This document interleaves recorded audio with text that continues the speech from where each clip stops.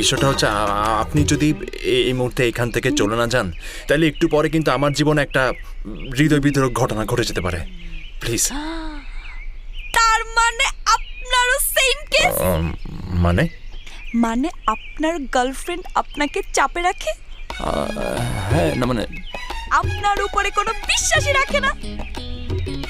হ্যাঁ, কিন্তু মানে আপনি এসব কিভাবে জানেন? কারণ আমি তোর বয়ফ্রেন্ডের সাথে সেম কাজই করি। Hello, how are you my sweet sweet sweet জান?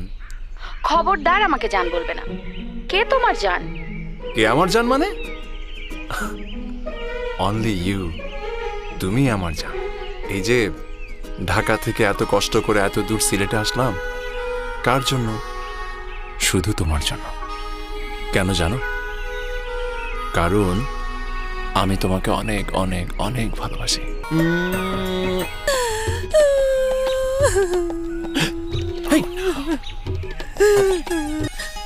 চোখ দিয়ে তো পানি বের হচ্ছে না, কান্নাটা আরেকটু বাড়াতে হবে।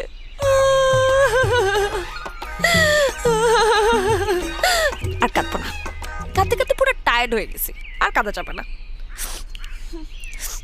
ও মা, আমার চোখে কাজল তো লটকে যাচ্ছে।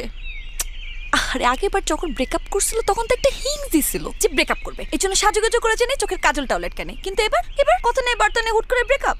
শুধু শুধু এত সেজেগুজু গেছি, কাজলটাও লটকে যাচ্ছে। তোর আরে যা হওয়ার হয়েছে, একজন গেছে তো কি হয়েছে, আরেকজন আরেকজন না হয়ে আসবে। না না না না না, আসবে না। আপনাকে বলছি না। ও, তাহলে আসবে। সেটাই, একজন গেছে তো কি হয়েছে, আরেকজন আসবে। হয়তো একটু দেরি হবে কিন্তু আসবে, এইটা আমার বিশ্বাস।